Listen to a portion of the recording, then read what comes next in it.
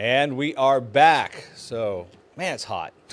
Yeah. I'm not into it. It was hot over the weekend, too. Well, the fun part is the air conditioning's out here in the studio. Yes. Yeah, so maybe we'll get that corrected this week. But anyway.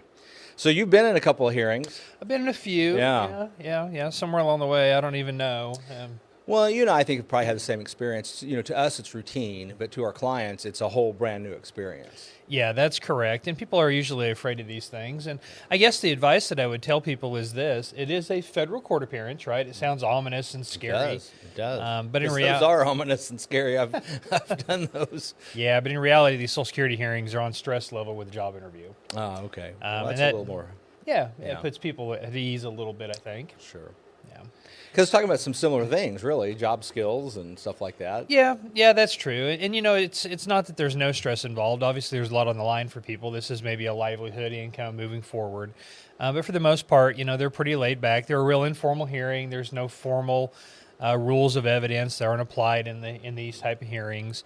There's not really an adversarial party to argue against you, so there's no counsel for the agency. You're not getting cross-examined. No, not by so much. Opposing counsel, really. Not so much. The judge asks questions. Yeah, the judge will ask questions of you, and they're really pretty straightforward things that we should all pretty well have a good grasp on. Yeah, well, and I know you go to sufficient lengths to prepare your clients for that hearing. Oh, most definitely. No. When they'll participate, right? Yeah. That's usually was always my experience. Is sometimes you're like, hey, we're trying to help you, and they don't want to. They don't come in, they don't participate. But yeah, unfortunately, I've had some no-shows in the past. I drove all the way to Frankfort, Kentucky one time and had no client. Oh, wow. It was a long haul, and I was a little frustrated, so I drove by her house to see what was going on. Yeah. And there was, honest to goodness, she had been charged with some sort of bank fraud, and there was people at her house loading boxes into vans. Well, there you go. So there you go. Yeah. But no, the hearings are just really straightforward. I mean, primarily the judge is going to talk to you about how your household chores get done. That's usually the core subject matter of these hearings, looking for examples in the ways that you struggle in getting this just basic ADLs, activities of daily living, done. Yeah. You know, if you go in and tell the judge you can do these things without limitation, the judge is going to wonder why you came to the hearing. Why can't you, if you can work from home, do your homework, housework, why can't you do the work? So I tell people all the time, remember your buts and your ifs. You know, but if. Can you stand at the sink and do dishes? Well, I can, but only for a few minutes. Then my feet get to killing me, and I have to go sit down. I have to rest for a while.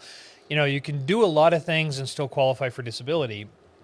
One of the core issues is whether you could do them on somebody else's timetable and to somebody else's satisfaction. Or for an extended period of time. For an extended period of time, yeah.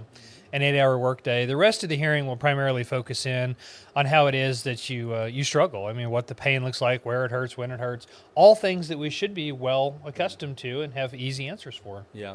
Especially when well prepared. Yeah.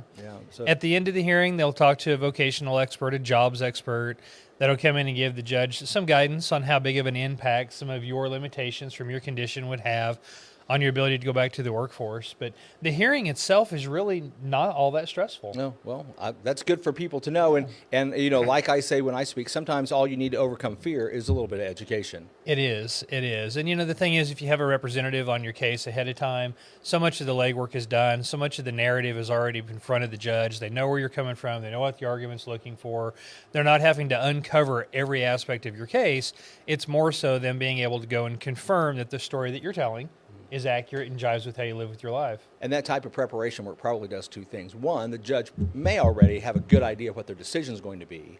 And two, and along with that, that may make your hearing a lot shorter. It does. Yeah, a lot of times it does. And, you know, the thing is, if you got 1,500 pages, 3,000 pages in your medical file, judges are human too. I mean, they appreciate a little bit of help and somebody pointing them in the right direction. Absolutely. If you walk in without a representative and you got a 3,000-page file, you're hoping the judge does their due diligence, that they read it the way that they should. It's a big ask. Sometimes of anybody, especially a relatively low-paid government employee. And people who are overworked with a heavy workload, it is what it is. It is what it is. But, you know, having somebody to kind of help point out those flashing markers really helps your case a ton. Yeah, well, that sounds good. Hey, if you would like somebody to help the judge point out the flashy markers, you can get a hold of Roy today. His number is right there on the screen behind us, or scan the QR code. Any parting thoughts, Roy? 417-812-6698. We got a little bit of blur on the number there. A little glare. Otherwise, give me a call. I've got a quiet afternoon. Certainly have time to visit with folks. Always appreciate the calls. All right. Thanks, Roy, for joining us. Thank you for watching, and we'll be back next week.